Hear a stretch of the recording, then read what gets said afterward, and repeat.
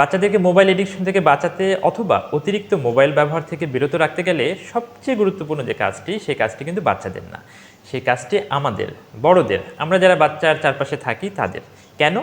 কারণ বাচ্চা তার চারপাশে কে কী করছে, কিভাবে করছে, কেন করছে, এগুলো দেখেই কিন্তু সে শিখে। এজন্য বাচ্চার পরিবর্তন চাইলে নিজেদেরকে পরিবর্তন করতে হবে, নিজেদের মোবাইল ব্যবহার করে নিয়ন্ত্রণ আনতে হবে এবং বাচ্চার সামনে নিজেকে রোল মডেল হিসেবে উপস্থাপন করতে হবে। এটার মাধ্যমে আপনি বাচ্চাদের পরিবর্তনটা আনতে পারবেন। এটা কিন্তু অন্য কোনোভাবে আনা সম্ভব না। আপনি বাচ্চাকে জোর জবরদস্তি করে কিন্তু এটাকে বন্ধ রাখতে পারবেন না।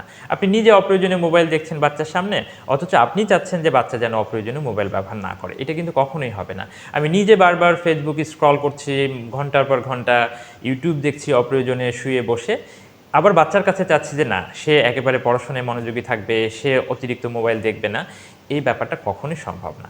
এই জন্য বাচ্চার পরিবর্তন যদি আমরা আসলেই আনতে চাই, তাহলে আমাদের নিজেদের নিয়ন্ত্রণ আনতে হবে এবং বাচ্চার সামনে নিজেকে ভালো হিসেবে উপস্থাপন করতে হবে। তাহলে বাচ্চা আমাদের দেখবে এবং আমাদের দেখে কিন্তু তার আচরণের পরিবর্তনটাও সে নিজে নিয়ে আসতে পারবে। তো এই জন্য বাচ্চার পরিবর্তনের আগে চাই নিজেদের পরিবর্তন, বড়দের পরিবর্তন।